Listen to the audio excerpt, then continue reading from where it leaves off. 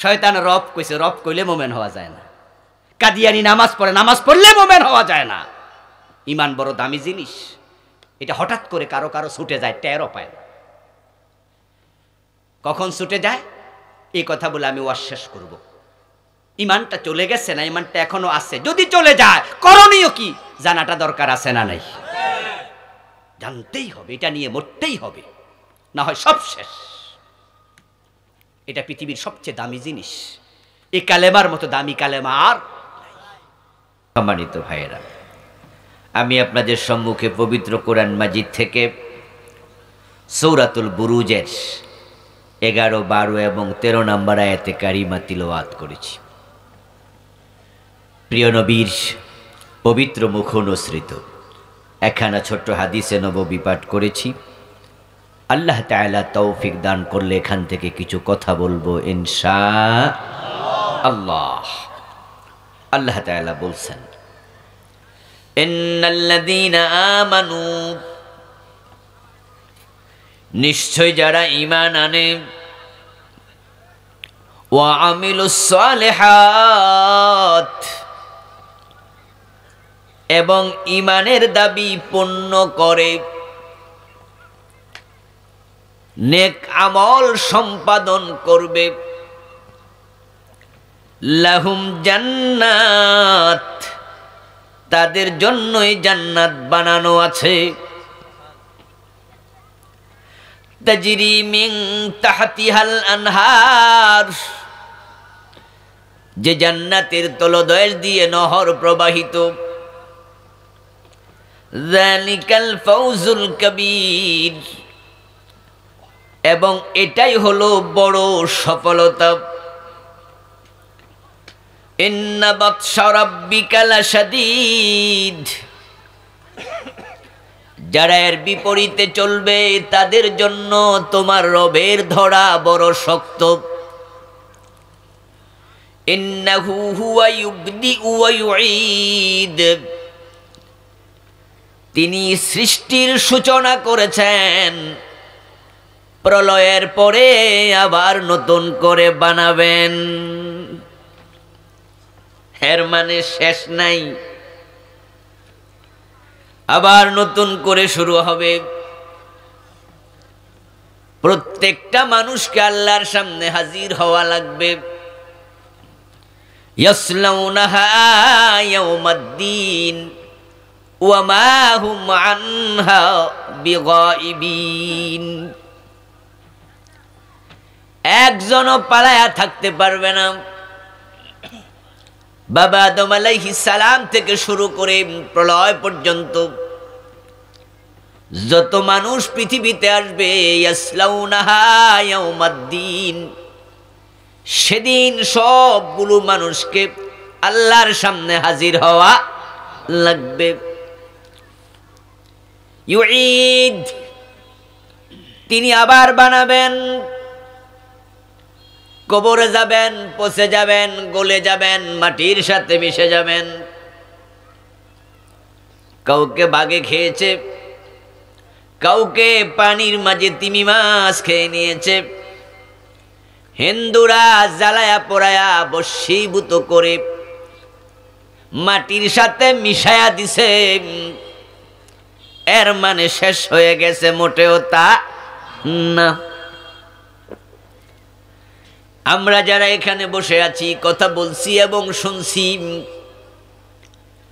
আমরা খুব দৃঢ়ভাবে বিশ্বাস করি দুনিয়ার জীবন মানুষের শেষ জীবন নয়।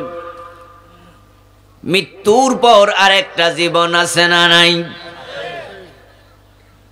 হতে পারে, নাও হতে পারে, ঠিক না? নাকি আছে? ওয়াবিল আখিরাতি হুম ইউকিনুন, যারা সফল মানুষ মুমিন তারা আখিরাতের উপরে ইয়াকিন রাখে, দৃঢ় বিশ্বাস রাখে। তিনটি আয়াতের সরল অনুবাদ শোনালাম, আসুন একটু আল্লাহ তাআলার কথাগুলো একটু বুঝে নেই। নিশ্চয় যারা ঈমান আনবে নেক আমল করবে তাদের জন্য জান্নাত। ঘোষণাকার একটু আওয়াজ করে বলুন তো, ঘোষণাটা কার? জান্নাত মুমিনের জীবনের লক্ষ্য, কারণ জান্নাতের নামই হলো সফলতা। ফামান যুহজিহা আনিন নারি ওয়া উদখিলাল জান্নাতা ফাকাদ ফাজ। কোরআন মাজিদের অন্য জায়গায় আল্লাহ বলেন, যাকে জাহান্নাম থেকে নিষ্কৃতি দেয়া হলো এবং জান্নাতে প্রবেশ করানো হলো, সেই সফল হলো। এই আয়াত থেকে স্পষ্ট বোঝা যায় যে জান্নাতে প্রবেশ করতে পারে নাই, সে সফল হয় নাই, সে ব্যর্থ। আমরা কেউ ব্যর্থ হতে চাই না, আমরা সবাই সফল হতে চাই।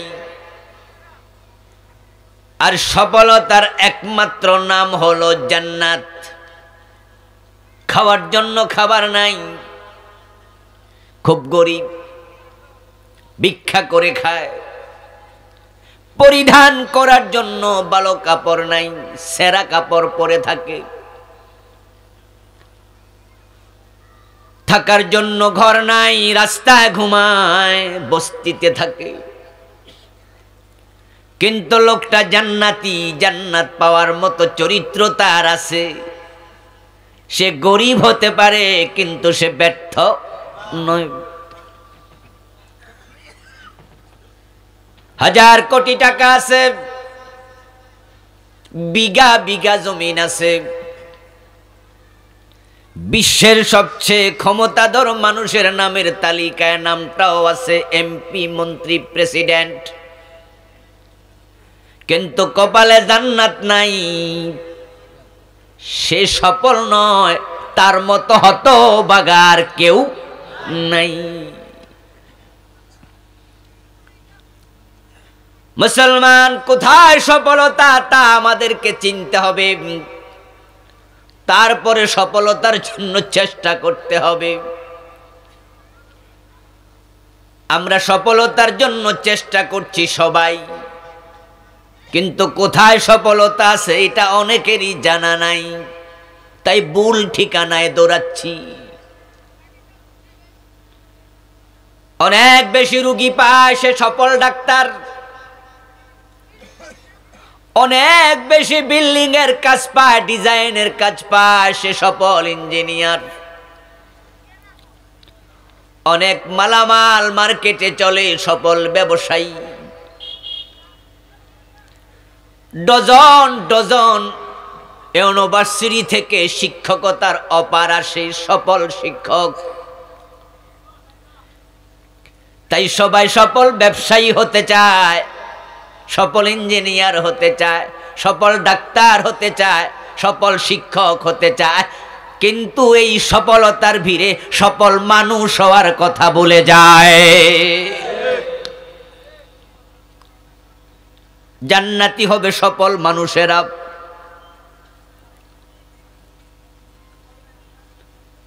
অনেক বড় ডাক্তার হয়েছে কিন্তু পেট কাটা ছাড়া কিছু বোঝে না। হাসপাতালে ভর্তি হতে দেরি, প্রেগন্যান্সি নিয়া পেট কাটতে দেরি করে না। টেস্ট দরকার 2টা, দিয়ে দেয় 5-7টা। টাকা ছাড়া কিচ্ছু বোঝে না এমন ডাক্তার আছে না নাই? অপ্রয়োজনে পেট কেটে দেয়।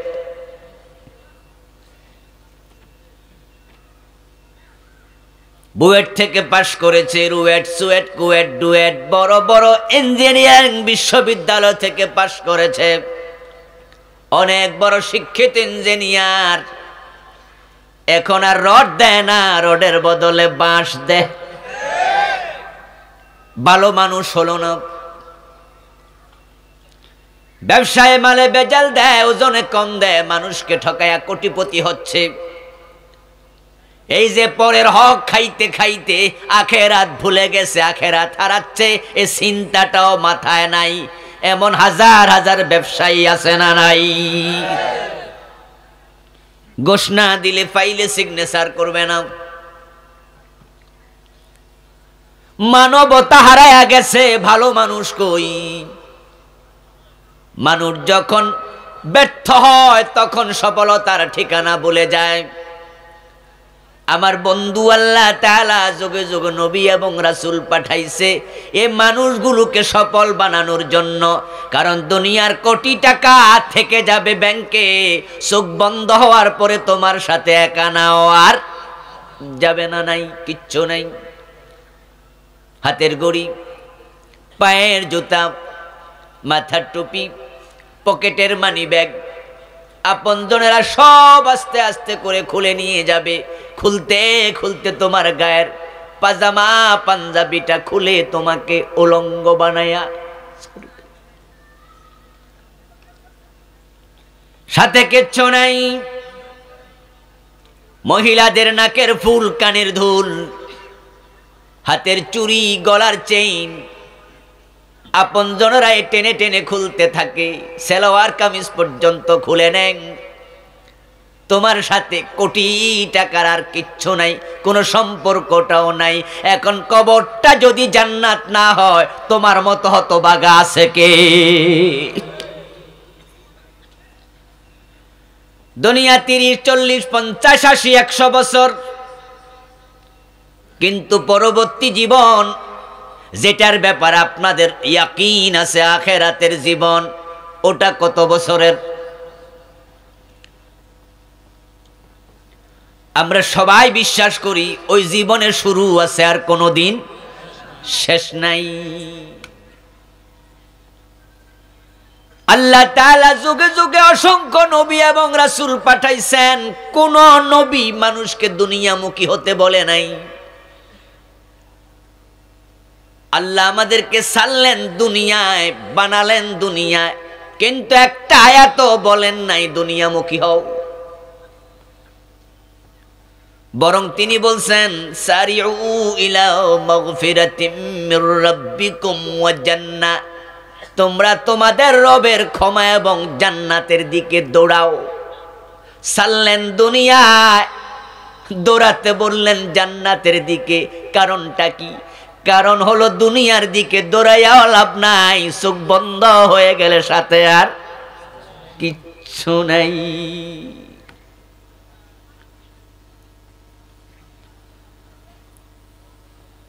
আল্লাহর হাবিব সাল্লাল্লাহু আলাইহি ওয়াসাল্লামের জন্য বলছেন, দুনিয়ার মুসলমানেরা তোমরা কমপক্ষে শোনো, অন্যরা তো বুঝবে না।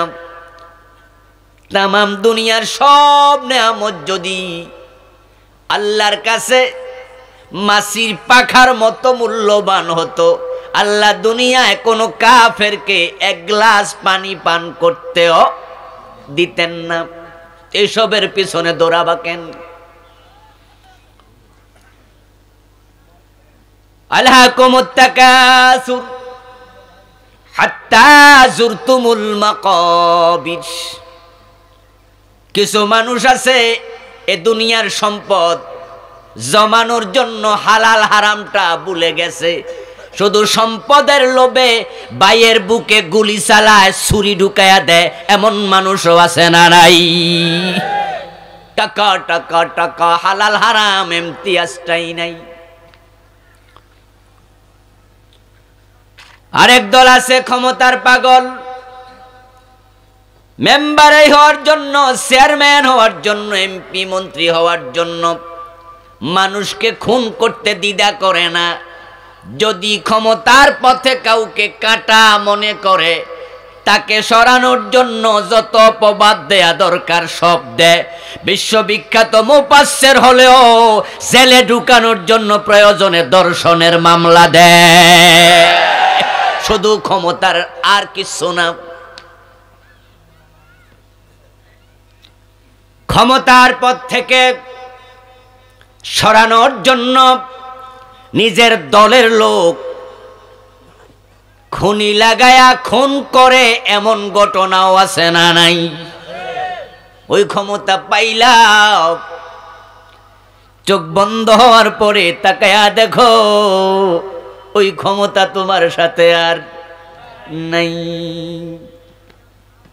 এখন তোমার হাত আছে আর নড়ে না, মুখ আছে কথা বলতে পারো না, শুয়ে আছো শটান, এমপি হওয়ার মন্ত্রী হও, চোখ বন্ধ, সব শেষ।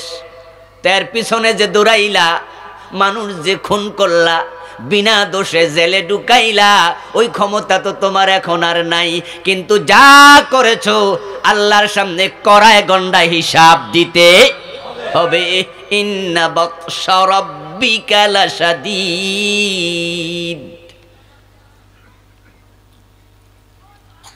এজন্য মুসলমান যেন দুনিয়ামুখী না হয়, এটাই হলো কোরআন হাদিসের মূল বক্তব্য। আখিরাতমুখী হও। কুন ফিদ দুনিয়া কান্নাকা আবিরু সাবিল। ও মানুষ, দুনিয়া মুসাফিরের মতো থাকো। ওয়াজের অর্থ এই নয় টাকা পয়সা লাগবে না, বৈরাগী হয়ে যাবেন, ক্ষমতা ছেড়ে দিয়ে জঙ্গলে চলে যাবেন। এগুলো কোরআন হাদিসের মূল কথা নয়। লা রুহবানিয়াতা ফিল ইসলাম। ইসলামে কোনো বৈরাগ্যবাদ নাই। রাসূল প্রেসিডেন্ট ছিলেন, আবু বকর ওমর উসমান রাদিয়াল্লাহু তাআলা আনহুম রাষ্ট্রপ্রধান ছিলেন।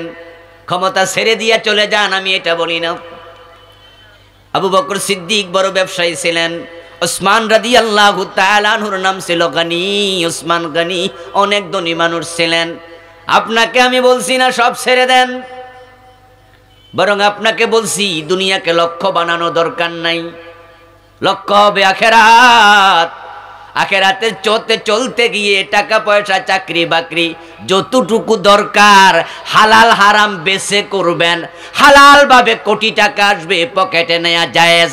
হারাম ভাবে এক আনার দিকে তাকানো যাবে না। কম খাবো, হারাম খাবো। আমার চাকরি বাকরি, ব্যবসা বাণিজ্য, দুনিয়া যেন আখেরাতের পথে বাধা হয়ে দাঁড়াতে না পারে। দুনিয়াদারির সাথে একজন মুমিনের সম্পর্ক নৌকার সাথে পানির সম্পর্কের মতো। পানি ছাড়া নৌকা চলে না, পানি লাগবেই নৌকা চলতে। কিন্তু ওই পানি কোনোভাবে নৌকার ভিতরে ঢুকতে দেয়া যাবে না, এটা নৌকার তলাতে যেন। ছোটকালে আমি নৌকায় চড়েছি, আপনারাও চলেছেন, এখনো চলছেন কেউ কেউ। অনেক চড়েছি ছোটবেলায়, কারণ তখন ব্রিজ কম ছিল এলাকায়। দেখতাম নৌকার মাঝি নৌকা স্টার্ট দেওয়ার আগে হাতের মাঝে বাটি নিয়া কিছু পানি আছে নৌকার তলা থেকে কাছায়া কাছায়া। এই পানিটা ছাড়া নৌকা চলে না। কিন্তু মাঝি আবার পানিটা ফেলে দেয় কেন? কারণ যদি এই পানিটা নৌকার ভিতরে বেশি ঢোকে, এই পানিটাই নৌকা তলায়া দেবে। হজ করতে টাকা লাগবে, নামাজ পড়তে মসজিদ বানাতে টাকা লাগবে, সতর ডাকতে কাপড় কিনতে টাকা লাগবে, মাহফিল করতে টাকা লাগবে, মাদ্রাসা বানাতে টাকা লাগবে। টাকা পয়সা ছেড়ে দিয়া বৈরাগী হয়ে যান, এই ওয়াজ ইসলামে নাই। কিন্তু টাকা পয়সাকে যে জীবনের লক্ষ্য বানাইছে, টাকা পয়সা তাকে জাহান্নামী বানায়া ছেড়ে দেয়।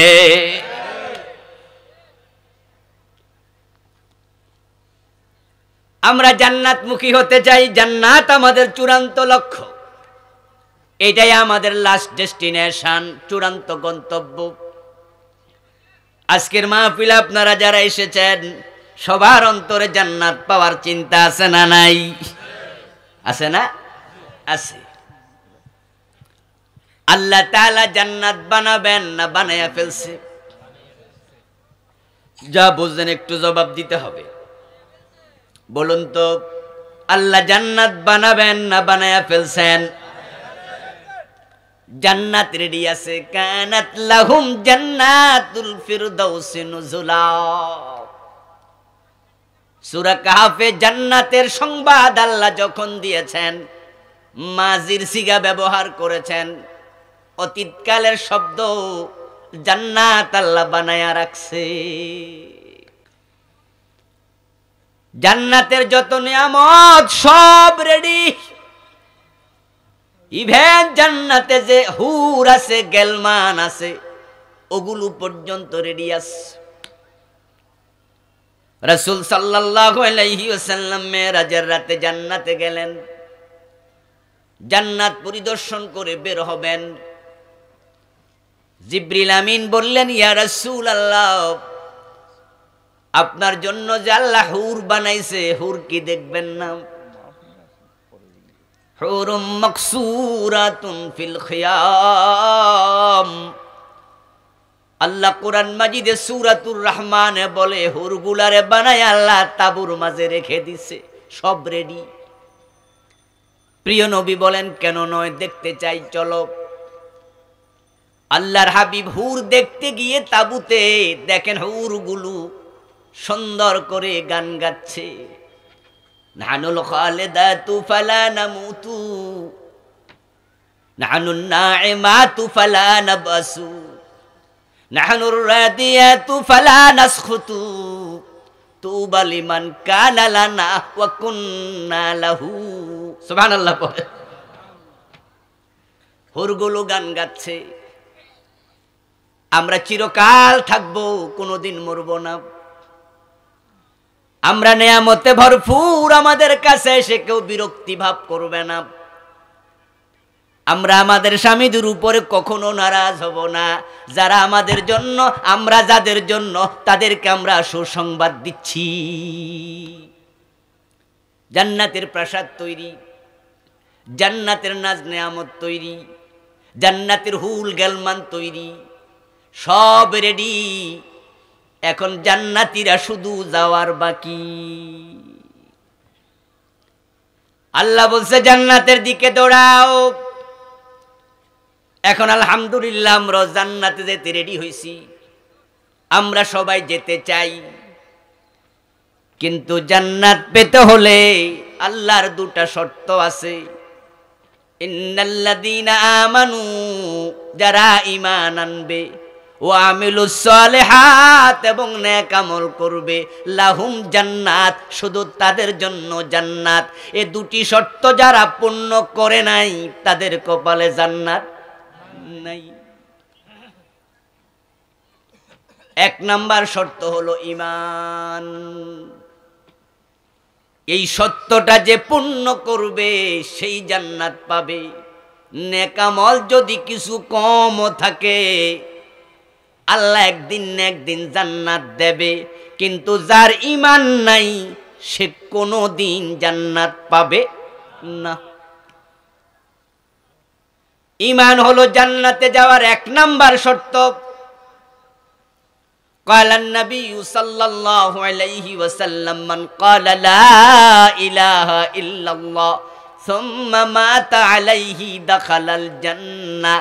যে ব্যক্তি কালেমাটা পড়বে, এই ঈমান নিয়ে মরবে, মরতে দেরি, আল্লাহর জান্নাত পেতে দেরি হবে না। এটা থাকলে জান্নাত মিলবে। তাই পৃথিবীতে যত নবী রাসূল এসেছেন, সবাই মানুষকে এক নাম্বার দাওয়াত দিয়েছেন, সেটার নাম কি? কথা না বুঝলে চুপ থাকেন, অসুবিধা নেই, বুঝলে একটু বলবেন। প্রথম দাওয়াত কি? ঈমান। এবার বলেন, প্রথম দাওয়াত কি? ঈমান। ঈমান, ঈমান, ঈমান আনো। ঈমান হলো জান্নাতে যাওয়ার পাসপোর্ট এবং ভিসা। ঈমান হলো জান্নাতে ওঠার টিকেট। এটা যার নাই, সে ফুলসেরাত পার হতে পারবে না। ইমিগ্রেশন, বিদেশ যাওয়ার জন্য এয়ারপোর্টে থাকে, পাসপোর্ট দেখবে, ভিসা দেখবে, তারপরে পুলিশ সিলমোহর দিয়া ছাড়বে। যার পাসপোর্ট ভিসা নাই, ইমিগ্রেশন পার হওয়ার সুযোগ তার নাই। একটু জবাব দিন তো আমার ভাইয়েরা, প্রধানমন্ত্রী বিদেশ যেতে উনারও পাসপোর্ট দরকার আছে না নাই? প্রেসিডেন্টের লাগে না? রিকশাওয়ালা বিদেশ যাবে, তার যেমন পাসপোর্ট লাগবে, প্রেসিডেন্ট বিদেশ যেতেও পাসপোর্ট লাগবেই। ওই পাসপোর্টের যে তথ্যগুলো আছে, যারা বিদেশ গেছেন তারা দেখছেন, পাসপোর্ট বানাইছেন, নিজের নাম, বাপের নাম, মায়ের নাম, স্থায়ী ঠিকানা আছে না? এগুলো আপনার যেমন আমারও তেমন, প্রধানমন্ত্রী প্রেসিডেন্ট তারও একবারেই তেমন। একই নিয়ম। তাই লা ইলাহা ইল্লাল্লাহ আদম নবী থেকে শুরু করে নবী মুহাম্মদ পর্যন্ত সব নবীর দাওয়াত এটাই ছিল, সামান্য হেরফের ছিল না। লাকাদ আরসালনা নূহান ইলা কওমিহি ফাকাল ইয়া কওমি ইবুদুল্লাহ মা লাকুম মিন ইলাহিন গায়রুহু। নূহ আলাইহিস সালাম বলো, আমার জাতির লোকেরা জান্নাতে যেতে চাও, আল্লাহর ইবাদত করতে রেডি হও, আর পড়ো লা ইলাহা ইল্লাল্লাহ মা লাকুম মিন ইলাহিন গায়রু, এক আল্লাহ ছাড়া কোনো ইলাহ নাই। ওয়া ইলা সামুদ আখাহুম সালিহা ফাকাল ইয়া কওমি ইবুদুল্লাহ মা লাকুম মিন ইলাহিন গায়রুহু। وإلى عاد أخاهم هودا قال يا قوم اعبدوا الله ما لكم من إله غيره وإلى مدين أخاهم شعيبا قال يا قوم اعبدوا الله ما لكم من إله غيره। সব নবী জান্নাতে যাওয়ার জন্য বলেছেন কালেমাটা পড়ো। নবী মুহাম্মদুর রাসূলুল্লাহ সাল্লাল্লাহু আলাইহি ওয়াসাল্লাম যখন মক্কার সাফা পাহাড়ে দাঁড়ায়া কাফেরদেরকে ডাকলেন, তিনিও ডেকে একই কথা বললেন, কুলু লা ইলাহা ইল্লাল্লাহ তুফলিহু। আল্লাহর হাবিব মক্কার পাদদেশে সাফা পাহাড়ের উপরে দাঁড়িয়ে সকাল বেলায় চিৎকার দিয়ে বললেন, আনা নাযীরুল উরিয়ান ইয়া সাবাহা ইয়া সাবাহা, হায় সকাল হায় সকাল, আমি উলঙ্গ ভয় প্রদর্শনকারীর মতো। আরব দেশের লোকেরা কোনো বিপদের আশঙ্কা হলে লুঙ্গিটা হাতে নিয়ে গা থেকে খুলে এভাবে ঘুরাইতো আর বলতো আনা নাযীরুল উরিয়ান। সকাল বেলায় হলে বলতো ইয়া সাবাহা ইয়া সাবাহা। এই শব্দ শুনে লোকেরা বুঝতো হতে পারে কোনো প্রতিপক্ষ আমাদেরকে আক্রমণ করবে অথবা কোনো বিপদের খবর আছে। আল্লাহর হাবিব সাল্লাল্লাহু আলাইহি ওয়াসাল্লাম 53-43 বছর বয়সে নবুয়ত পেলেন। 40-এ 3 বছর গোপনে দাওয়াত দিলেন। 3 বছর দাওয়াতের পর আল্লাহ অর্ডার করলেন, ওয়ানজির আশিরাতাকাল আকরাবিন, হে নবী আপনার আপনজনদেরকে আবার জাহান্নামের ভয় দেখান।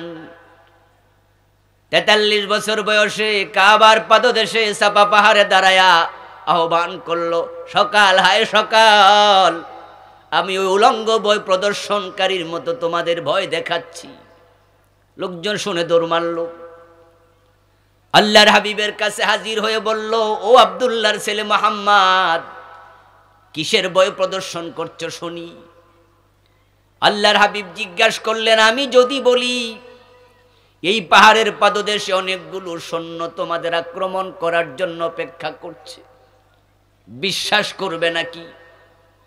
তারা সবাই বলল, হ্যাঁ বিশ্বাস আমরা করব। এর কারণ হলো এই ব্যক্তি 43 বছর জীবনে কোনোদিন একটা মিথ্যা কথাও বলে নাই, আজকেও মিথ্যা বলতে পারে না, এই হলো তাদের বিশ্বাস। আল্লাহর হাবিব এবার বললেন, যদি তোমরা আমাকে এমনটাই বিশ্বাস করো, কুলু লা ইলাহা ইল্লাল্লাহ, তাহলে তোমরা সবাই কালেমাটা পড়ো, তুফলিহু, তাহলে তোমরা সফল হয়ে যাবে। সফলতার জন্য ঈমান লাগে। এখন বাংলাদেশে এটার বড় অভাব চলছে।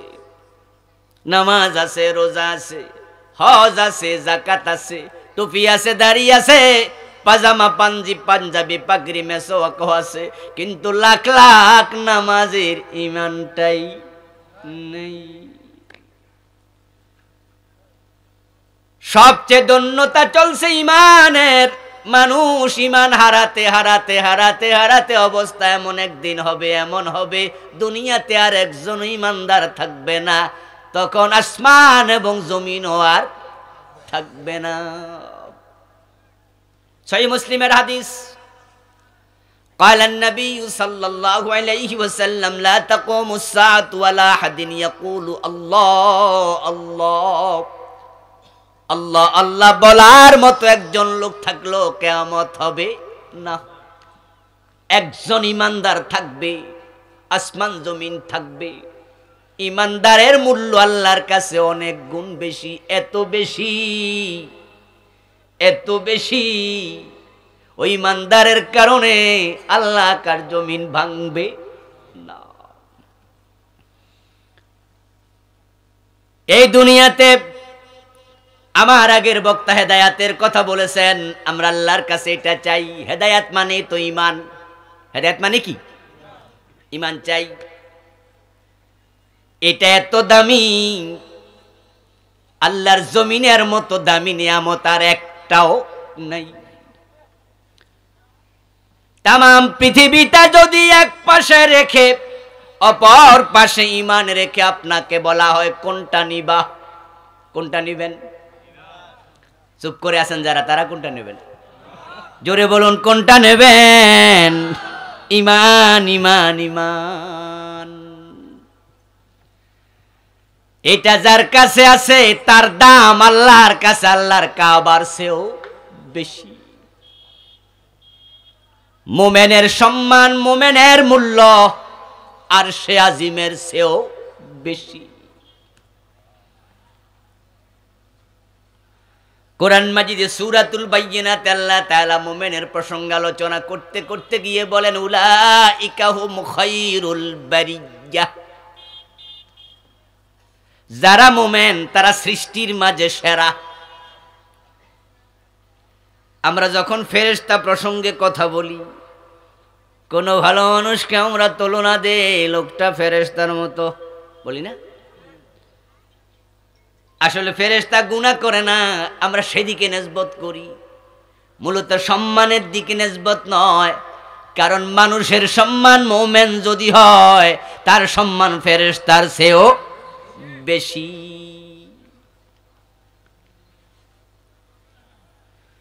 হযরত আদম আলাইহিস সালাম আল্লাহ তাআলা ফেরেশতা দিয়া সিজদা করায়া প্রমাণ করে দিয়েছে আদমের সম্মান জিবরিল আমিনের চেয়েও। ফাসাজাদাল মালাইকাতু কুল্লুহুম আজমাউন, সব ফেরেশতা আদমকে সিজদা করেছে। শুধু আদম আলাইহিস সালামের সম্মান বেশি নয়, ওয়ালাকাদ কাররামনা বানি আদম। আল্লাহ কোরআন মাজিদে বলেন আমি আদম সন্তানের সম্মানও বাড়াইয়া দিছি।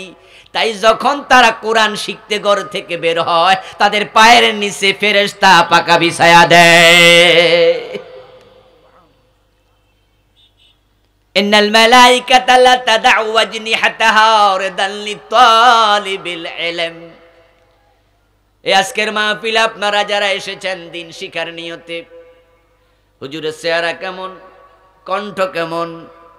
কণ্ঠ সুন্দর হলে বসবো, সুন্দর না হলে উঠে চলে যাব। হুজুরের ওয়াজ আমার মনের মতো হলে বসবো, মনের সাথে না মিললে চলে যাব। এই জাতীয় ঠুনকো নিয়ত নাই, বরং কোরআনে কি আছে হাদিসে কি আছে সেটা জানবো। এই সহি নিয়তে যারা এসেছেন আপনার পায়ের নিচেও আজকে ফেরেশতা পাখা বিছাইছে।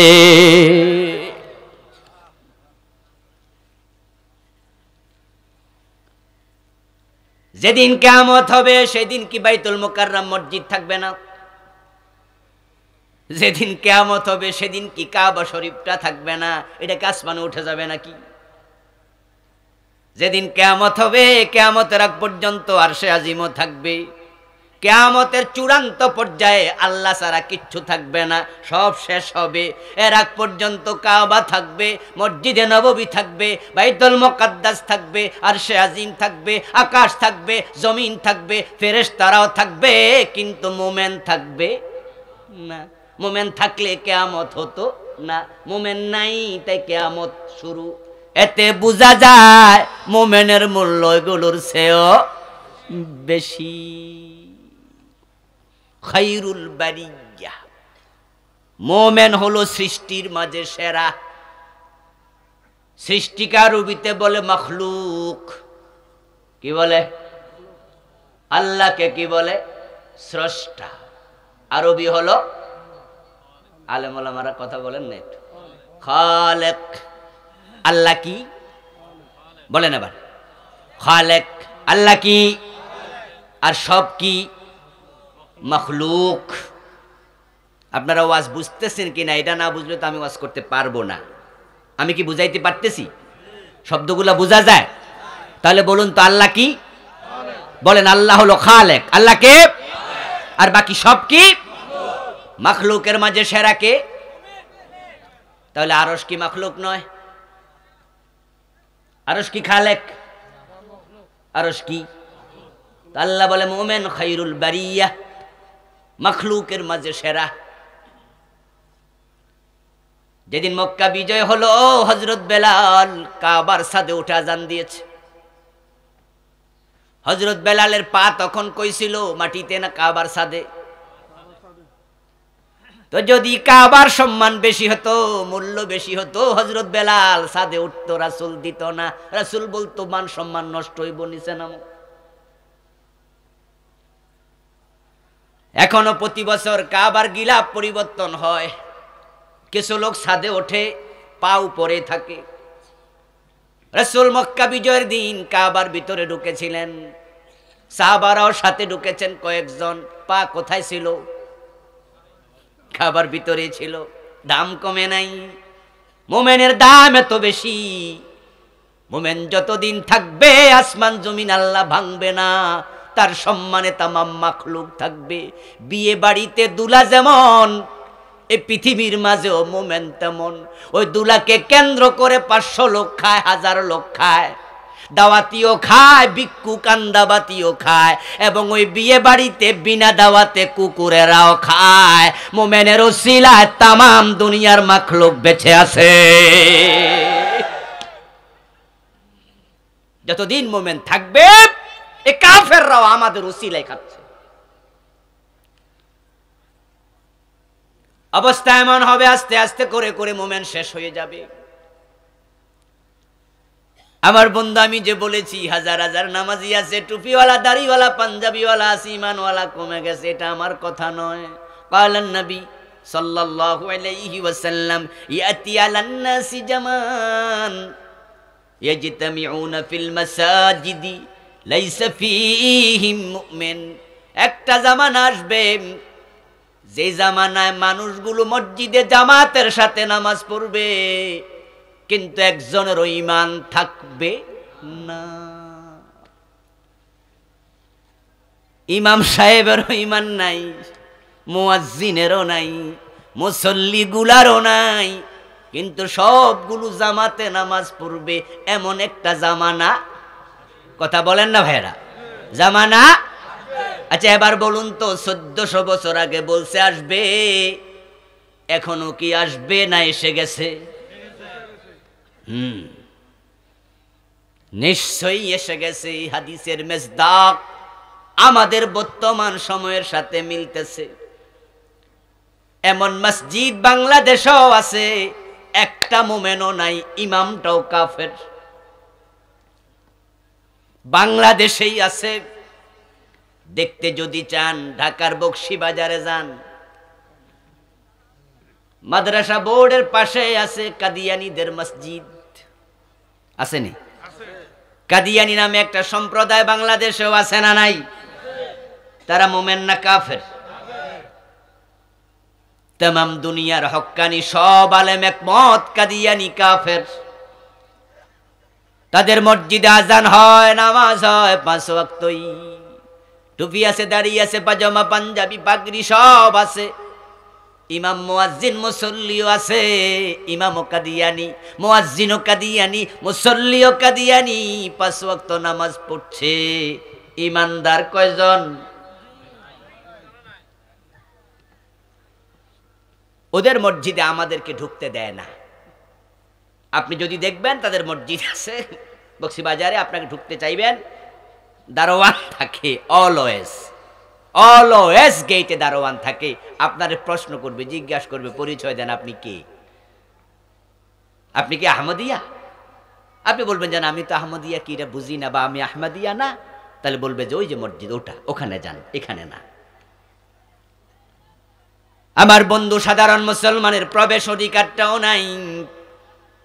ইমাম কাদিয়ানি, মুয়াজ্জিন কাদিয়ানি, মুসল্লি কাদিয়ানি, নামাজ পড়ছে 5 ওয়াক্ত, লাইসা ফীহিম মুমিন, একটাও ঈমানদার না।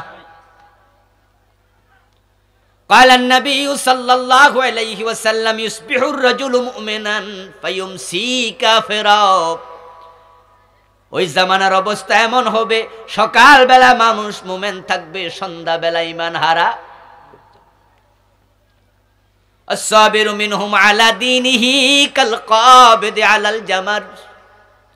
অবস্থা এমন হবে ওই সময়, ঈমানদারের ঈমান রাখা, দ্বীনের উপরে থাকা ততটাই কঠিন হবে, হাতের মাঝে আগুন রাখা যত কঠিন। আপনারা কেউ কেউ মনে মনে ভাববেন, হুজুর কই, আমরা যে ঈমান নিয়ে আসি কোনো কঠিন কিছু নেই, খুব আরামে তো আছি। আমার দোস্ত, আসাকিতু আনিল হাক্কে শায়তানুন আখরাস। আরামে থাকার কারণ, শিল্পী মশিউর রহমান বলছে, হক কথা বুক ফুলাইয়া বলতে পারো না, ঈমান কেমনে আছে ভাবো, তুমি কেমন মুসলমান ভাবো। যদি আজকের এই দিনও হক কথা বুক ফুলাইয়া বলে, বিশ্ববিখ্যাত মুফাসসিরের মতো আপনাকেও জেলে থাকা লাগবে, মামলা হামলা চলবে, বিপদ অলয়ের সঙ্গী হয়ে থাকবে।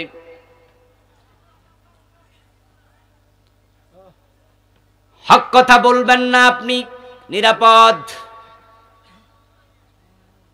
ময়না পাখি খাঁচায় বন্দি, কাক উড়াল দিয়ে এসে খাঁচার পাশে জিগায়, কিরে ময়না তুই খাঁচাতে কেন? আমি কাক, ডালে ডালে ঘুরি, ঘরের চালে বসি, যেখানে মন চায় উড়ে বেড়াই, তুই খাঁচায় বন্দি কেন? ময়না বলে, একটাই অপরাধ, আমি কথা কই। সমাজের হাজারো অসঙ্গতি, কিন্তু আমরা সবাই তাল মিলায়া চুপচাপ চলছি, তাই মনে হয় ভালো আছি। অন্যায়ের বিরুদ্ধে ওমরের মতো বজ্র কঠিন কথা বলো, দেখবে বন্ধু, হক কথা বলার কারণে তুমিও ভালো থাকতে পারবা না। কোন জামানায় ঈমানদার কমে যাবে, আল্লাহর হাবিব অন্য হাদিসে সেটাও বলেছেন, ইয়াতি আলান নাসি জামান, মানুষের কাছে এমন জামানা আসবে, লা ইয়াবকা মিনাল ইসলামি ইল্লা ইসমুহু ওয়া লা ইয়াবকা মিনাল কুরআনি ইল্লা রাসমুহু, মাসাজিদুহুম আমিরা ওয়া হিয়া খারাবুম মিনাল হুদা। যেই জামানায় দেখবা মুসলমান আছে লাখ লাখ, কিন্তু সমাজের কোথাও ইসলাম নাই। ওয়ালা ইয়াবকা মিনাল কুরআন ইল্লা রাসমুহু, ওই জামানায় কোরআন থাকবে না, শুধু তেলাওয়াত থাকবে।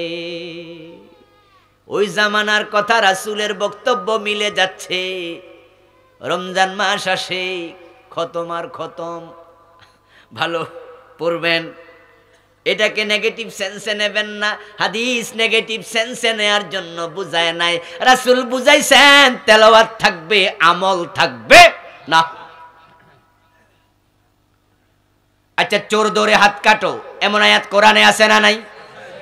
তারাবিতে খতম হয় না? তেলাওয়াত হয়েছে। 50 বছরের বাংলাদেশে আমল হয়েছে কয়বার? সংসদের অধিবেশন যখন শুরু হয় তখন কোরআনের তেলাওয়াত আছে। টেলিভিশনে দেখবেন কারি সাহেব কোরআন তেলাওয়াত করছে, তারপর অধিবেশন শুরু, তেলাওয়াত আছে, কিন্তু ওই সংসদে কোরআনের একটা আইনও পাস হয় না। কোরআনের তেলাওয়াত থাকবে, কোরআনের রসম থাকবে, শুধু তেলাওয়াতের, বাস্তব কোরআন থাকবে না। বিশ্বনবী কি বলেছেন? যদি আমার মেয়ে ফাতেমা চুরি করে আমি ফাতেমার হাতটাও কেটেই, কোথায় গেল সে আইন? জেনা করলে পাথর মারো, জেনা করলে অবিবাহিত হলে 100 বেত লাগাও, এমন আয়াত আল্লাহর কোরআনে আছে না নাই? বাংলাদেশে জেনা ব্যভিচার নাই? কয়দিন আগে দেখছেন একজন নায়িকা কোথায় মদ খাইতে গেছে, কারা হেরে কি করছে, টেলিভিশনের সামনে কানছে, ওই বেডারে ধরছে, মামলাও হয়েছে। মামলা হওয়ার পরে আমরা দেখলাম পুলিশ অফিসার ওই বেটির সাথে একসাথে কেক খাইতেছে। মনে আছে না আপনাদের? আচ্ছা, অফিসার ওই নায়িকার সাথে একসাথে কেক মুখে লাগাইয়া খাইতেছে, তো একবারে ঠোঁটে ঠোঁট লাগাইয়া, নাউজুবিল্লাহ। এ নিয়ে সমালোচনা হলো। তখন ঢাকার বড় আরেক অফিসার সাংবাদিক সম্মেলন করলো। সাংবাদিক সম্মেলন করে উনি বলতেছে, ও সাংবাদিক ভাইয়েরা, ওর ব্যাপারে আপনারা বলতেছেন আমরা যেন আইনানুগ ব্যবস্থা নেই, পদক্ষেপ নেই। কি আইনানুগ ব্যবস্থা নেব? যে মেয়েটা কেক খাইছে, যে পুরুষটা খাইছে, দুইজন তো বালেগ, দুইজন তো প্রাপ্তবয়স্ক। এই দেশে আইন হলো প্রাপ্তবয়স্ক ছেলে মেয়ে যদি ব্যভিচার মিউচুয়ালি করে, একমত হয়ে করে, কিচ্ছু করার নাই। তবে খোলা মাঠে করলে 100 টাকা জরিমানা।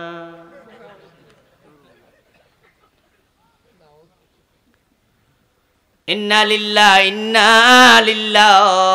আল্লাহর কোরআনের বিধান হলো যদি জেনা করে অবিবাহিত হলে 100 বেত দাও, বিবাহিত হলে পাথর মারো। ঠিক কিনা? ঠিক কিনা? শুনছেন না কোনোদিন? আর আমাদের দেশে 100 টাকা নাকি জরিমানা, তাও আবার রাস্তায় করলে, মানুষের সামনে করলে, ঘরে করলে কোনো জরিমানাও নেই।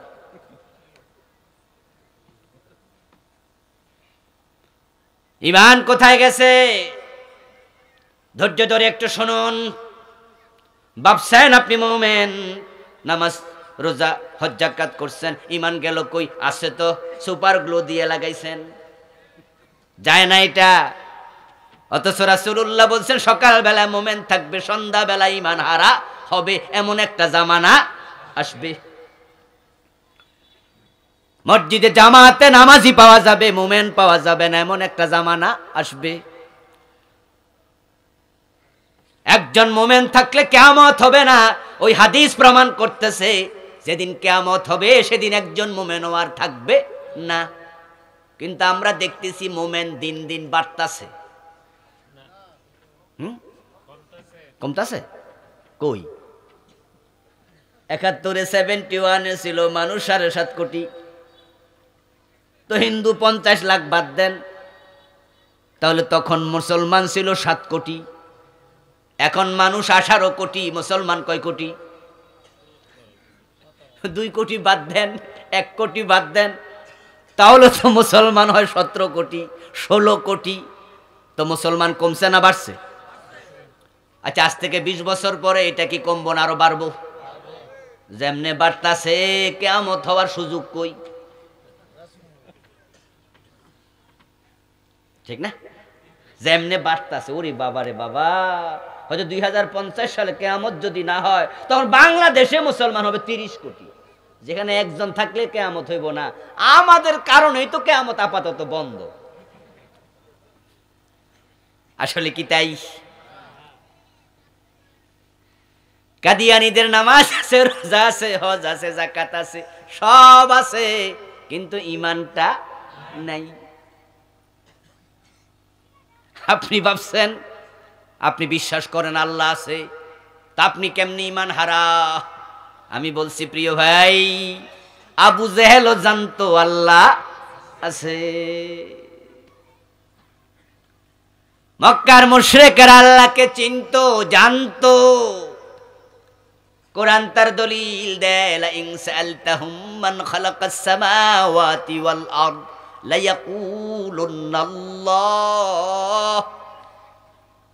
হে নবী, যদি আপনি প্রশ্ন করেন মক্কার কাফেরদেরকে, আকাশ জমিন কে বানিয়েছে, লায়াকুলুন্না লামে তাকিদ নুন সাকিলা, আল্লাহ দুইটা তাকিদ দিয়ে বলে নিশ্চয় তারাও বলবে আকাশ জমিন বানাইছে কে। ফেরাও আল্লাহর সিনে। এবার আপনি হয়তো প্রশ্ন করবেন আকাশ জমিন আল্লাহ বানাইলে লাত মানাত উজ্জারে সেজদা দেও কেন? তাদের জবাব কি হবে? আল্লাহ সেটাও বলে দিচ্ছে। তখন তারা বলবে মা না'বুদুহুম ইল্লা লিয়ুকাররিবুনা ইলাল্লাহি যুলফা। আকাশ জমিন আল্লাহ বানাইছে আমি জানি, কিন্তু আল্লাহর কাছে সরাসরি তো যাওয়া যায় না, তাই ছোট ছোট খোদার পূজা করি। লিয়ুকাররিবুনা ইলাল্লাহ, তারা কিয়ামতের দিন আমাদেরকে আল্লাহর কাছে নিয়ে সুপারিশ করবে। ঠিক বাংলাদেশেও পীরের পায়ে সেজদা দেয়, আল্লাহকে সেজদা দেয় না, পীরকে সেজদা দিয়া পীরের সুপারিশের আশা করে এমন কিছু মুরিদ আছে না নাই? একই চিন্তা লালন করছে। অনেকে তো আল্লাহর কাছে সরাসরি চায় না, দোয়া দরকার তো হুজুরের বাড়ি চলে যায়, দোয়া দরকার মিলাদ পড়ায়, হুজুর বাড়িতে ডেকে এনে, নিজে আল্লাহর কাছে চায় না। তাদেরকে বুঝানো হয়েছে আল্লাহর কাছে চাইলে সরাসরি পাইবা না, হাকিমের কাছে যাইতেও উকিল। এই জন্য হুজুর ধরো, হুজুর হলো মিডিয়া, অবতাগু ইলাইহিল ওসিলা। কোরআন থেকে আবার দলিলও দেয়, ওসিলা ধরো। এখন হুজুরকে মিডিয়া বানাইছে, ওসিলা বানাইছে হাকিম ধরার জন্য, হাকিমের কাছে যাওয়ার জন্য মিডিয়া লাগে, প্রধানমন্ত্রীর কাছে যাওয়ার জন্য মিডিয়া লাগে, ডাইরেক্ট যাওয়া যায় না। তো আল্লাহর কাছে ডাইরেক্ট কেমনে যাইবা? নাউযুবিল্লাহ, নাউযুবিল্লাহ। আল্লাহ তাআলা বলেন ইজা সালাকা ইবাদি আন্নী ফাইন্নী করিব। ও নবী, মানুষ আপনারা জিজ্ঞাসা করবে আল্লাহ কোথায়, আমার ব্যাপারে আপনি জবাব দেন আমি খুব নিকটে। উজিবু দাওয়াতাদ দাঈ ইযা দাআন। এবার আল্লাহ আরো ব্যাখ্যা করে, যখন আমাকে কেউ ডাকে আমি সাথে সাথে জবাব দেই। নাহনু আকরাবু ইলাইহি মিন হাবলিল ওয়ারিদ। ও নবী আপনি শোনায়া দেন, ও বান্দা আমি তোমার শাহরগের চেয়ে আরো কাছে। রাসূল শিখায়া দেই যা সালতা ফাসআলিল্লাহ, যখন চাইবা কার কাছে চাইবা? জোরে বলেন না কার কাছে? আর এখন খাজা বাবার কাছে চা। বক্তা এসে মাহফিলে শ্রোতাদেরকে শিখাচ্ছে আল্লাহর দন রাসূলকে দিয়া আল্লাহ গেছে গায়ে বইয়া। তাহলে আল্লাহর কাছে তো এখন আর আপাতত নাই, এটা কার কাছে দিছে? কথা বলেন না ভাইয়েরা? রাসূলের কাছে। আল্লাহর ধন রাসূলকে দিয়া আল্লাহ গেছে। আচ্ছা, এরপরে কি হলো? রাসূলের ধন খাজা লইয়া শুইয়া আছে আজমিরে, কেউ ফিরে না খালি হাতে, খাজারে তোর দরবারে। নাউজুবিল্লাহ পড়েন। আল্লাহটা রাসূলরে দিছে, আল্লাহ গায়েব হইয়া গেছে। আচ্ছা গেল, এবার রাসূলটা আবার রাসূলের কাছে রাখে নাই, এটা এখন কার কাছে আছে? আবু বকর কো দেয় নাই, হযরত ওমরেরও কারে দিছে? ইমাম আবু হানিফারেও, আব্দুল কাদের জিলানী রাহিমাহুল্লাহরেও, এটা খাজা বাবারে দিছে। এখন পাবলিকের বুঝায় কেউ ফিরে না খালি হাতে, খাজা বাবার দরবারে। আস্তাগফিরুল্লাহ, আস্তাগফিরুল্লাহ। ডাইরেক্ট মানুষ চাইতেছে খাজা বাবা আমার ছেলে দাও, আমার মেয়ে দাও, আমার চাকরি দাও, আমার রিজিক দাও, আমার অসুখ হয়েছে আমার অসুখ থেকে মুক্তি দাও। ইমান থাকবে? খাজা বাবার কাছে চাইয়া ওই লোকটা আজান হওয়ার পরে মসজিদে ঢুকে আবার আল্লাহু আকবার বলে দাঁড়ায়া কয় ইয়াকা নাবুদু ওয়া ইয়াকা নাস্তাইন, আল্লাহ তোমারই গোলামি করি, তোমার কাছে চাই। তো আল্লাহ কয় তাহলে খাজার কাছে চাই লোকেরা? মিথ্যুক, অপদার্থ, তুই খাজার কাছে এই মাত্র চাইলি। খাজা মাইনুদ্দিন চিশতি আজমেরী রাহিমাহুল্লাহ, উনার সাথে আমাদের কোনো রকমের তফাৎ নেই। আমরা ওনাকে শ্রদ্ধা করি। অনেক বড় আলেম, মুহাক্কিক, মুদাক্কিক ছিলেন, আল্লাহ ওয়ালা ছিলেন। আরব থেকে ভারতে এসেছেন, শিরকের বিরুদ্ধে তলোয়ার ধরেছেন, জিহাদ করেছেন। উনি কোনোদিন বলেননি যে আমার কাছে চাইও। দেয়ার মালিক কে? চাইবো কার কাছে? উনার কাছে গিয়ে কয় বাবা আমার ছেলে দেন। কপাল পড়া মুসলমান, ইমান হারাচ্ছ পথে ঘাটে, এখানে সেখানে ইমান চলে যাচ্ছে। তুমি কি দেখনি? যত বড় আলেম হোক, যত বড় আলেম হোক, হাটহাজারী মাদ্রাসার মুফতি আহমদ শফি রাহিমাহুল্লাহ, উনার জানাজার নামাজ পড়তে আমিও এসেছিলাম, সে ঢাকা থেকে দৌড়াইয়া হাটহাজারিতে। আপনারাও অনেকে দৌড়াইয়া দৌড়াইয়া গেছেন। বর্তমান সময়ের মাঝে উনি হাজারো আলেমের উস্তাদ ছিলেন। উনার মৃত্যুর পরে আমরা কি দেখেছি? খাটিয়ার মাঝে শুয়ে আস। যত বড় হুজুর হোক, নিঃশ্বাস বন্ধ, হাত লাড়ানোর ক্ষমতা আর নাই। নিজের গায়ের জামাটাও নিজে খুলতে পারে না। গায়ে মাছি বসলে, মশা বসলে তাড়ানোর ক্ষমতাও আর নাই। আচ্ছা, আহমদ শফি সাহেব হুজুর যে মরে গেল, উনার খাটিয়ার পাশে দাঁড়ায় কেউ কিছু চাইছে? আচ্ছা, যদি কারোর কইতো হুজুর থেকে 10টা টাকা চাও, হে কইতো হুজুর দিব করতে, বলবে কিনা? বলবে কিনা? কমন সেন্সে বলতে যাই হুজুর থেকে 10টা টাকা চাও, তো তখন কইতো যে ধর্মিয়া আমনে দিলে দেন, হুজুরের কাছে এলাম, হুজুর তো মরে গেছে। তুমি চোখের সামনে দেখলা বড় আলেম মরে গেছে, নিজের কবরে নিজে নামতে পারে না, অন্যরা নামানো লাগে। নিজের গোসল নিজে করতে পারে না, অন্যরা করানো লাগে। নিজের কাপড় নিজে পরতে পারে না, অন্যরা পরানো লাগে। ও লোকটাকে কবরে রাখার পরে এখন কই ছেলে দাও, হে দিব করতে। খাজা মাইনুদ্দিন চিশতি রাহিমাহুল্লাহ সত্যি যদি কবর থেকে কিছু দিতে পারতেন, আমার মন বলে যে চায় তার গালের মাঝে থাপ্পড় দিতেন। যদি কিছু দেওয়ার ক্ষমতা থাকতো তো সর মারতো। ওই তো গাদা, কার কাছে চাইবা? আমার বন্ধুগণ, কাদিয়ানি কাফের হলো যেই কারণে, আমরা অনেকে হচ্ছি সেই কারণে। একই মাসালায় ঝামেলা চলছে। কাদিয়ানি কোরআন মাজিদের 4 অক্ষর মানে নাই, তাই নামাজ রোজা হজ যাকাত করার পরও ঈমানটা থাকে নাই, চলে গেছে। খালিফ তামিম খাতামান নবিয়্যিন, বিশ্ব নবীকে বড় নবী মানে, বড় রাসূল মানে, কিন্তু শেষ নবী মানে না। এক জায়গায় ঝামেলা লাগাইছে, ঈমানটা শেষ। মক্কার কাফেররা আল্লাহরে চিনতো, জানতো, কিন্তু তারা এক আল্লাহর ইবাদত করতে রাজি হয় নাই। আল্লাহকে চিনার পরও মুমিন হতে পারে নাই। কি ভাবছেন আপনি? তারা আল্লাহকে চিনত না তাই কাফের? এটা ভুল ভাবনা। আব্রাহা যখন কাবা ভাঙতে এসেছে হাতি নিয়ে, ওই খবর রাসূল সাল্লাল্লাহু আলাইহি ওয়াসাল্লামের দাদা আব্দুল মুত্তালিবকে তার রাখাল দিয়েছিল। রাখাল ছাগল চড়াইতে গেছে ময়দানে, আব্রাহা হাতি নিয়ে এসেছে। আরাফা এবং মুজদালিফার কোণে মক্কা থেকে 5-7 মাইল দূরে ওয়াদি আল মুহাসসার নামক জায়গায় এসে হাতিগুলা নিজে নিজে মাটিতে বসে গেছে। ইয়ামান থেকে এসেছে, কিন্তু এখানে আসার পর আর সামনে যায় না, মাটিতে বসে গেছে। আচ্ছা বলুন তো, হাতি যদি মাটিতে বসে যায়, এটার কোলে কইরা কি সোজা করা যাবে? এখন তো ধাক্কাইলো আর লড়ে না। আর হাতি যারা দেখছেন এরা বোঝেন ধাক্কাইয়া লাভও নাই।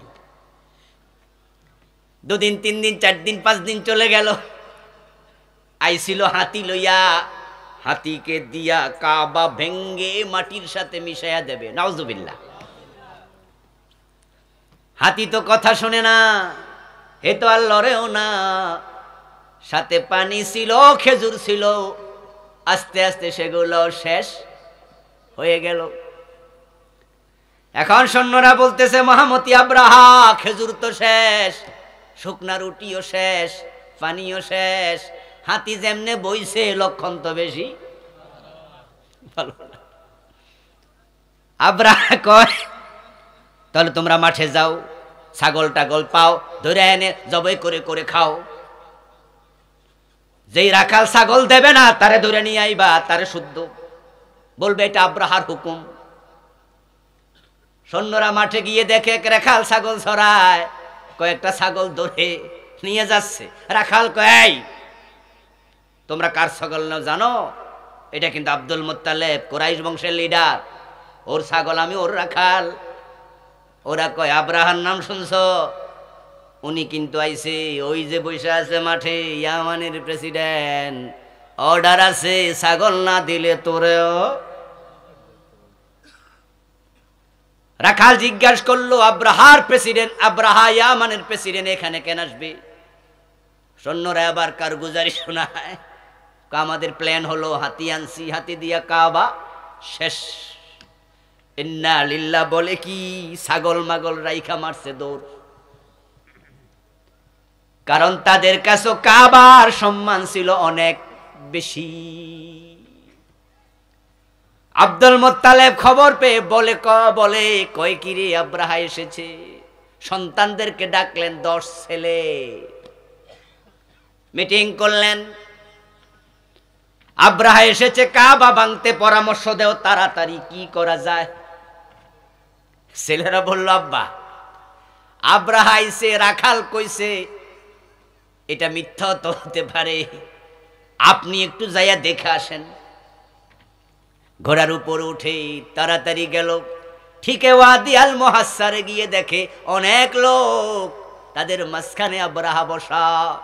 আব্দুল মুত্তালিব সুপুরুষ ছিলেন, খুব সুন্দর মানুষ, সুঠাম দেহের অধিকারী।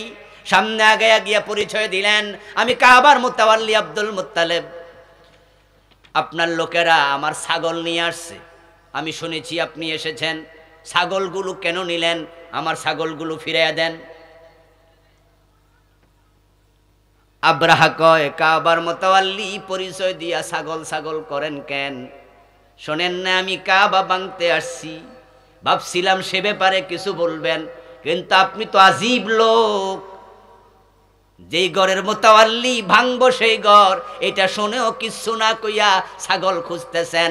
আব্দুল মুত্তালিব জবাব দেন, ছাগলের মালিক আমি, কাবার মালিক আল্লাহ।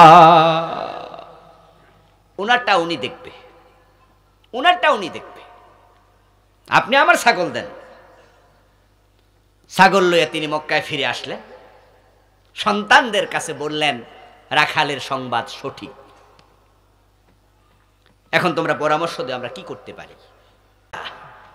আব্রাহা অনেক ক্ষমতাধর ব্যক্তি, তার সাথে যুদ্ধ করে আমরা কুলাতে পারবো না, বরং আমাদের পরামর্শ হলো, আব্রাহা যখন কাবা ভাঙবে তখন আমরা ওই সাপা পাহাড়ের চূড়ায় উঠব, নিজদেরকে সেখানেই রক্ষা করব, আত্মরক্ষা করব, দূরে চলে যাব, আর তাকায়া তাকায়া দেখব কাবার মালিক তার সাথে কি ব্যবহার করে।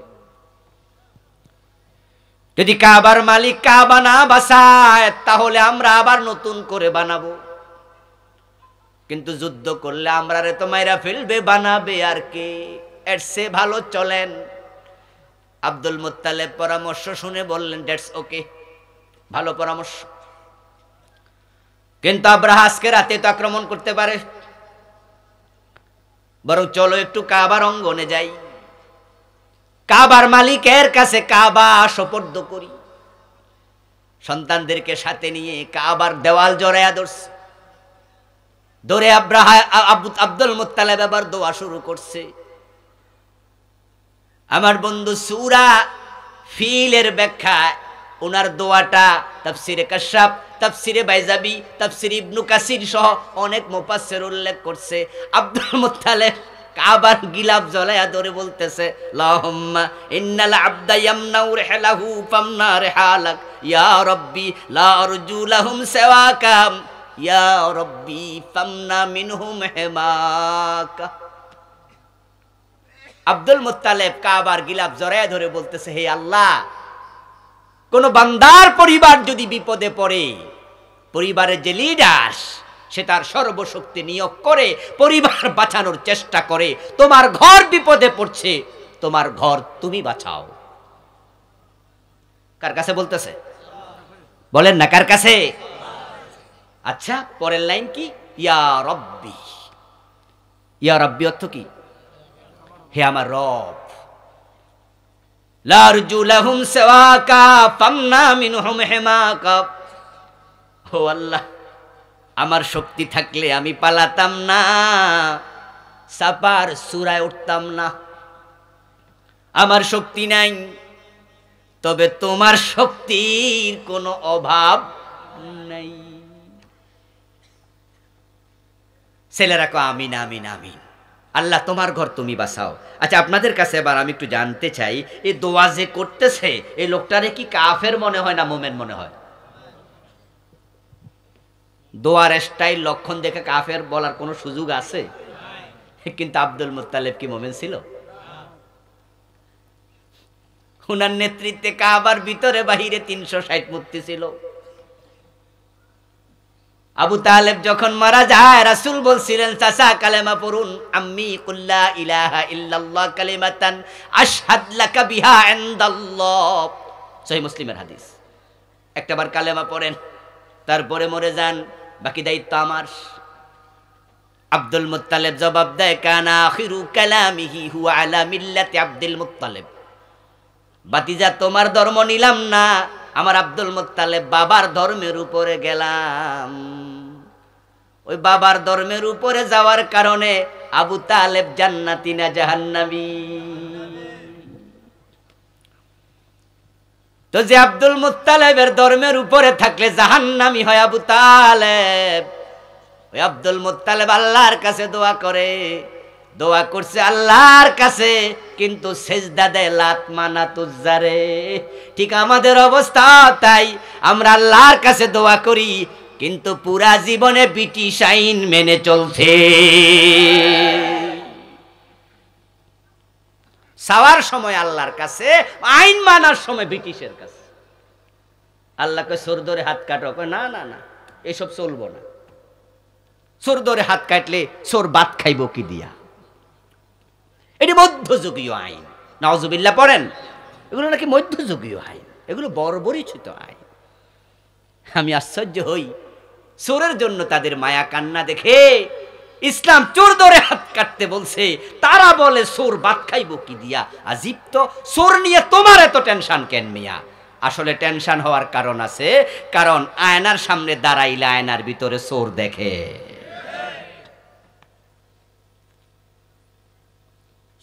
যারা আল্লাহর কোরআনের আইন বিরোধী, চোরের হাত কাটা বিরোধী, মদের আইন আশিবেতের বিরোধী, জমিন আল্লাহর আইনে চলবে চিন্তা বিরোধী, এর কারণ হচ্ছে তারা নিজেরা চোর অথবা চোরের খালাতো ভাই বটে।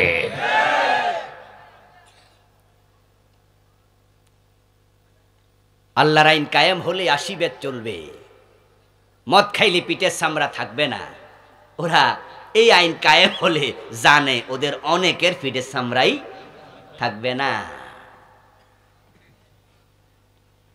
কারণ ফোনালা ফাঁস হওয়ার পরে কয়দিন আগে মাহিয়া মাহির সাথে এক টাকলা যে কি কইছে, এগুলো ফাঁস না হইলে আমরা জানতাম না ওদের চরিত্র যে কতটা খারাপ, কতটা নিকৃষ্ট।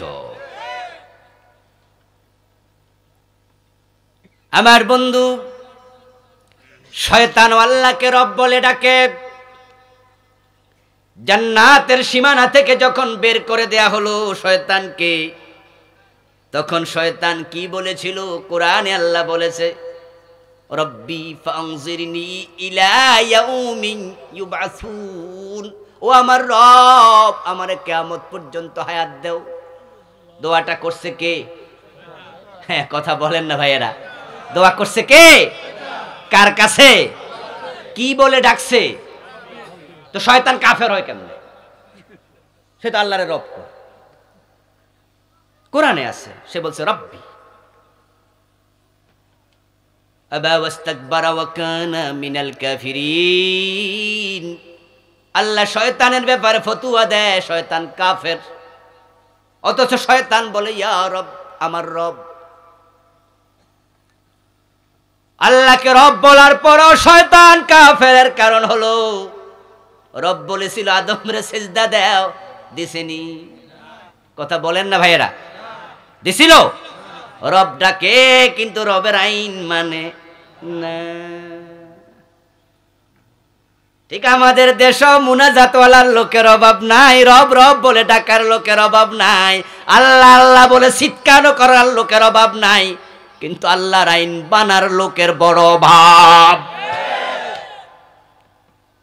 আল্লাহর আইনের কথা বললে চেহারা কালো হয়ে যায়, এমন নামাজিও আছে না নাই?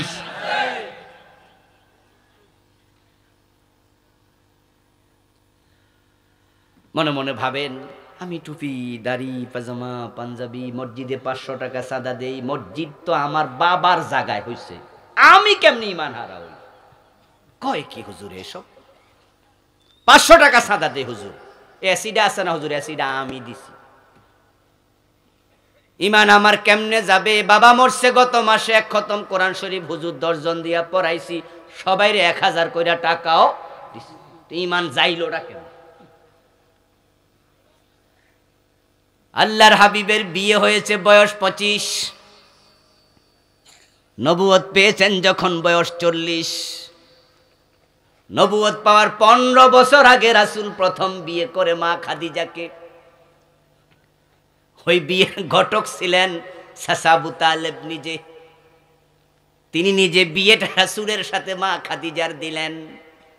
বিয়ের পরে আবু তালেব একটা চমৎকার খুতবা দিলেন।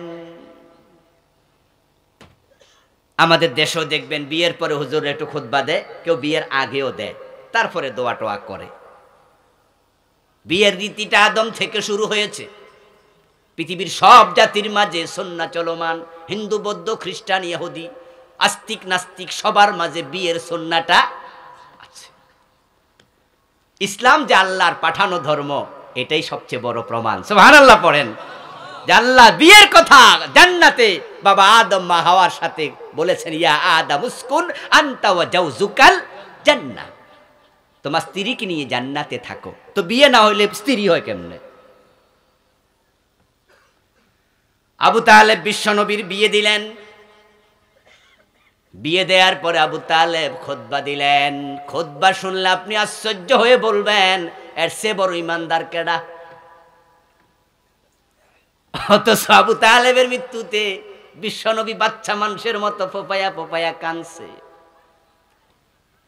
ও চাচা একবার কালেমা পড়ো, একবার। আবু তালেব মাথা তুলেছে, শুয়ে আছে। রাসূলুল্লাহ সাল্লাল্লাহু আলাইহি সাল্লাম শিয়রের পাশে বালিশের পাশে বসা। চাচা একটাবার কালেমা পড়েন। আবু তালেব মাথা তোলা দিলেন। রাসূল সাল্লাল্লাহু আলাইহি ওয়াসাল্লাম মনে করলেন চাচা বুঝি রাজি হয়ে। রাসূল খুশি হয়েছে। 8 বছর বয়স থেকে বিশ্বনবীকে আবু তালেব কোলে নিয়েছে। রাসূলের বয়স যখন 50, আবু তালেব সেদিন মারা যায়, তখন মারা যায় 42টা বছর। বটগাছের মতো বাতিজারে ছায়া দিয়া রাখছে, কোলে ফিটে করে মানুষ করছে। নিজের ছেলে আলী, জাফর, আকিল, উম্মে হানি নিজের মেয়ে, তাদেরকে যত ভালোবাসতেন, ভাতিজা মুহাম্মদকে ভালোবাসতেন তাদের চেয়েও বেশি। ওই চাচাটা আজকে মরে যাচ্ছে। মাথা তোলার পরে আবু জেহেল পাশে বসা জানোয়ার আল্লাহর দুশ্মন বলল, আবু তালেব মরার আগে বুঝি বাবার ধর্ম ছাইরা মরবা?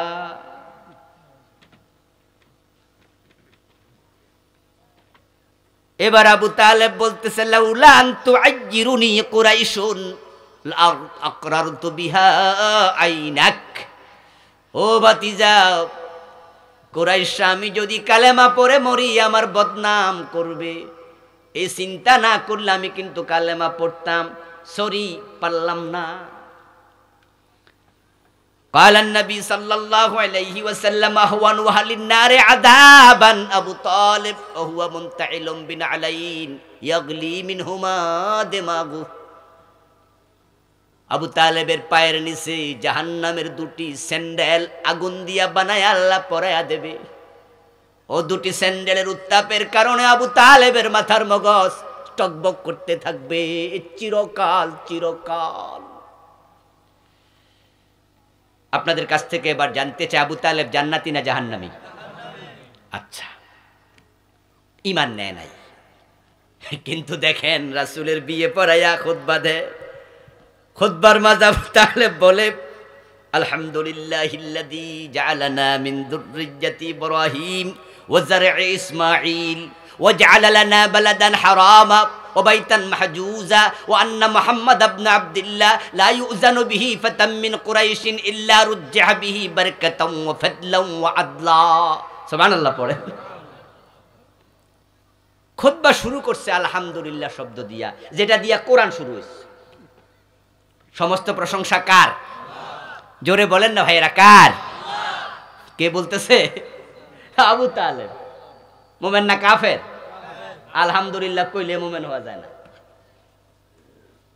শয়তান রব কইছে, রব কইলে মোমেন হওয়া যায় না। কাদিয়ানি নামাজ পড়ে, নামাজ পড়লে মোমেন হওয়া যায় না। ঈমান বড় দামি জিনিস, এটা হঠাৎ করে কারো কারো ছুটে যায়, টেরও পায় না। কখন ছুটে যায় এই কথা বলে আমি ওয়াজ শেষ করব। ঈমানটা চলে গেছে না, ঈমানটা এখনো আছে। যদি চলে যায় করণীয় কি জানাটা দরকার আছে না নাই? জানতেই হবে, এটা নিয়ে মরতেই হবে, না হয় সব শেষ। এটা পৃথিবীর সবচেয়ে দামি জিনিস।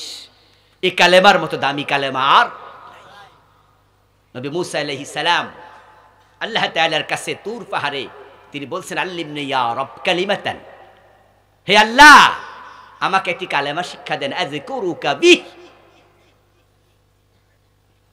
আমি চাই আপনার সাথে যখন কথা বলি আমার হৃদয় প্রশান্ত থাকে, যখন বাড়ি চলে যাই আমার হৃদয়ে শূন্যতা ফিল করি, অনুভব করি।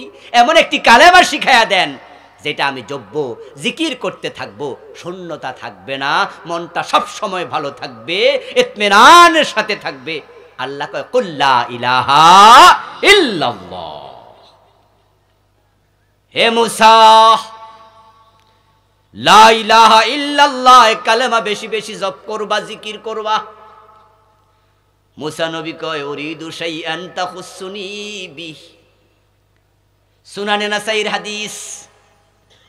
আল্লাহর হাবিব বলেন, মুসা নবী বলে, আল্লাহ এই কালেমা তো সবাই পড়ে, এর দাওয়াত তো আমি দেই, আমি স্পেশাল কালেমা চাই। উরিদু শাইআন তাখুসুনি বিহি, এমন কিছু চাই যেটা আমার সাথে খাস, আমি শুধু জানবো। আল্লাহ বলে, ইয়া মুসা লাউ আন্না সামাওয়াতি সাবআ ওয়াল আরদিনা সাবআ ফি কিফা ওয়া লা ইলাহা ইল্লাল্লাহ ফি কিফা লামালাত বিহিম লা ইলাহা ইল্লাল্লাহ। এসে খাস, এসে স্পেশাল, এসে দামি কোনো কালেমা আমার কাছে নাই। এই কালেমা যদি এক পাল্লায় রেখে সাত আকাশ সাত জমিন আর এক পাল্লায় রাখা হয়, ওই কালেমার পাল্লাটা ওজন হবে, ভারী হবে। খুব দামি কালেমা। যে জিনিস যত দামি ওই জিনিস চুরি হওয়ার সম্ভাবনা তত বেশি। শয়তান যখন মানুষের কাছে আসে সে কোথায় থাকে? মাথায়, হাতে, গর্দানে, পেটে, পিঠে? না, সে থাকে কলবের পাশে। শয়তানু জাসিমুন আলা কলবি বানি আদম। শয়তান মানুষের কলবের পাশে বসে থাকে, কারণ সে জানে ঈমান থাকে কলবে। চুরি করতে চায়, নিয়ে যেতে চায়, ধোকায় ফেলে দিয়ে ঈমান শেষ করে দেবে। আবু তালেব বলে, সমস্ত প্রশংসা আল্লাহর, যিনি আমাকে ইব্রাহিমের বংশধর বানাইছে। কার বংশধর? কথা বলেন না ভাই, এরা কার? ইব্রাহিমকে মূর্তি পূজা করছে, তো তোমরা কি করো? 360 মূর্তি কাবার ভিতরে রাখছো, কাবার বাহিরে রাখছো। 360 মূর্তি কাবার ভিতরে বাহিরে রাখা ইব্রাহিমের বংশধর হইয়া লাভটা কি? আল্লাহ বংশ দেখে জান্নাত দেয় না, ক্ষমতা দেখে জান্নাত দেয় না, অর্থ দেখে জান্নাত দেয় না, ইলম দেখে জান্নাত দেয় না, পীর দেখে জান্নাত দেয় না, আল্লাহ ঈমান দেখে জান্নাত দেবে।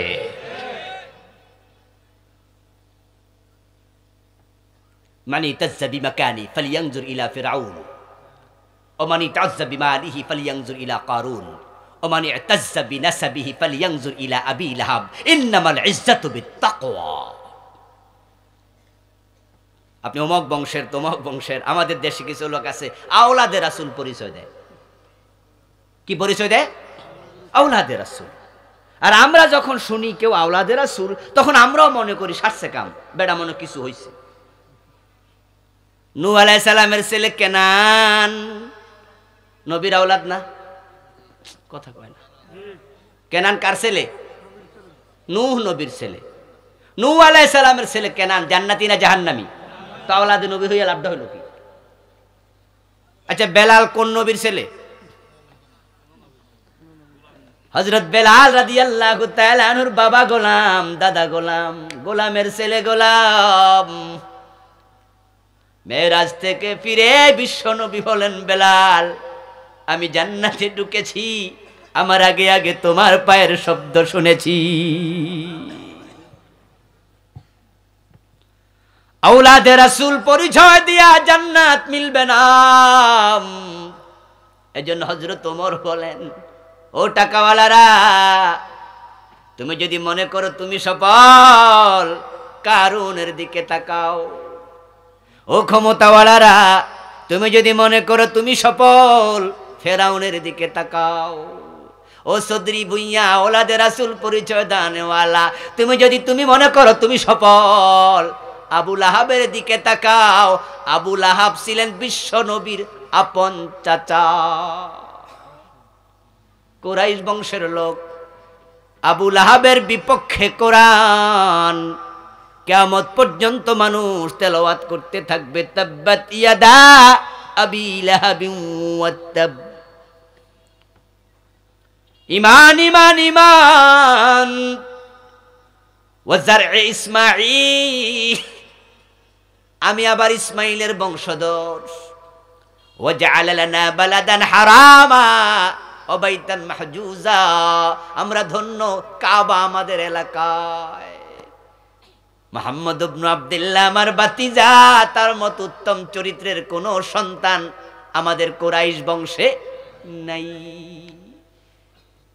আল্লাহর শুকরিয়া করে ইব্রাহিমের বংশধর পরিচয় দেয়, আবু তালেব জাহান্নামী, ঈমান নাই। আলোচনা শেষ দিকে আসলাম, কাদিয়ানির ঈমান কেন গেল এটা বলে এর সাথে আপনাকে মিলাবেন, দ্যাটস এনাফ। কাদিয়ানি কোরআনের সব মানে, সব সব সব, ইল্লার বাতা হারুফ, 4টা অক্ষর বাদ দিয়া। একজন কাদিয়ানি আপনার পাশে দাঁড়াইয়া যদি নামাজ পড়ে, আপনি গুন্নাক্ষরে টের পাবেন না সে কাদিয়ানি, কারণ তার রুকু, সেজদা, তেলাওয়াত, কিয়াম, কুউদ যা আছে সব হুবহু আপনার মতো। আমাদের ইসলামী ফাউন্ডেশনের একজন ডিজি ছিল মাওলানা আব্দুল আউয়াল। 96-এ ওনাকে ডিজি বানানো হয়েছে সম্ভবত, বা 97-এ। ইসলামিক ফাউন্ডেশন বাংলাদেশের ইসলামের চর্চার জন্য রাষ্ট্রের সবচেয়ে বড় অংশ যেটা, ওটা ডিজি ছিল, তিনি ডিরেক্টর জেনারেল ছিলেন। মাওলানা মানে কামেল পাশ, টুপি ছিল, দাড়ি ছিল, পাজামা, পাঞ্জাবি, পাগড়ি, এভরিথিং ছিল, কিন্তু আব্দুল আউয়াল সাহেব ছিলেন কাদিয়ানি। আপনাদের কাছে জানতে চাই, ঈমান ছিল? দাড়ি তো আছে, টুপি তো আছে, মাওলানা সার্টিফিকেট তো আছে, কেন ঈমানটা নাই? আচ্ছা, একজন হিন্দু যদি এখন আজকে স্টেজে আসে, এসে বলে যে হুজুর আমি মুসলমান হতে চাই, আমরা কি তাকে সূরা ফাতিহা শিখাইয়া মুসলমান বানাবো? আলাম তারা শিখাবো? আমরা মুসলমান বানাবো লা ইলাহা ইল্লাল্লাহু মুহাম্মাদুর রাসূল, আশহাদু আল্লা ইলাহা ইল্লাল্লাহ ওয়া আশহাদু আন্না মুহাম্মাদার রাসূলুল্লাহ। এই কালেমাটা পড়লে আমরা বুকে জড়ায়া ধরবো, কপালে চুমু খাবো, মুসাফাহা করব, আমরা ভাববো সে এখন আমাদের একজন, ঠিক না? সেখান দিয়ে রওনা দিলে আপনারাও মুসাফা করার জন্য পাগল হয়ে যাবেন। যেই কালেমা পড়ে হিন্দু মুসলমান হলো, কাদিয়ানীদের মসজিদে সেই কালেমা আজানের মাঝে দিনে বারবার বলে আশহাদু আল্লা ইলাহা ইল্লাল্লাহ, আশহাদু আন্না মুহাম্মাদার রাসূলুল্লাহ। তো তারা কেন মুমিন নয়? আমি কাদিয়ানীদের বই পড়েছি অনেকগুলো, আমি দেখেছি বইয়ের পাতায় পাতায় কালেমা লেখা লা ইলাহা ইল্লাল্লাহু মুহাম্মাদুর রাসূলুল্লাহ। এই কালেমা কাদিয়ানী অস্বীকার করে না, এটা তারাও পড়ে, তারপরও কাফের। কেন? কারণ কোরআনের 4 অক্ষর মানে না, বিশ্ব নবী শেষ নবী এটা তারা মানে না। তারা গোলাম আহমদ কাদিয়ানকে নবী মনে করে। কোরআনের কয়টা আইন মানে নাই? এটা আওয়াজ দিয়ে বলেন, কয়টা আইন মানে নাই? মাত্র একটা মেসেজ, একটা বিধান মানে নাই। কাদিয়ানী কাফের। শয়তান আল্লাহর কয়টা আইন মানে নাই? বলেন না ভাইরা, কথা বলেন। মোমেন না কাফের? চোর ধরে হাত কাটো, মানলেন না। ডাকাত ধরে শুলে দাও, মানলেন না। জেনা করলে পাথর মারো, 100 বেত লাগাও, মানলেন না। আল্লাহর দেউমিন, আল্লাহর আইনে চালাও, মানলেন না। ডজন ডজন না মাইনা নিজকে মোমেন দাবি করছেন কোন সূত্রে?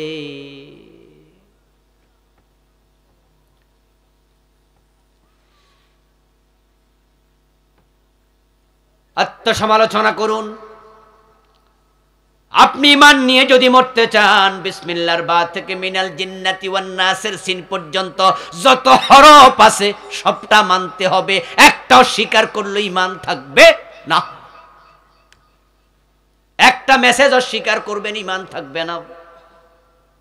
মসজিদে ঢুকেছেন ডান পা দিয়ে, বের হলেন বাম পা দিয়ে, আল্লাহু আকবার বলেন আমার শুরু, সালাম ফিরে নামাজ শেষ, কারো কোনো দ্বিমত নাই।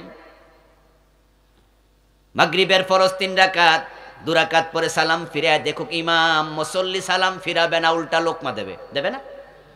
আল্লাহর আইনের সাথে আমরা একমত আছি। হুজুর আপনি সালাম ফিরাইলেন কেন? আপনার সাথে আমরা এখন আর নাই, লোকমা দিলাম।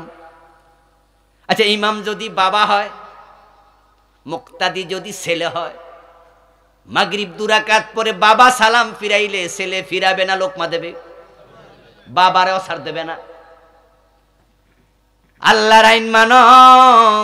মসজিদের ভিতরে ওই মুসল্লি, তুমি যখন আদালতের চেয়ারে বসে হাকিম হয়ে রায় দাও, আল্লাহর আইনে একটা রায়ও দেও না।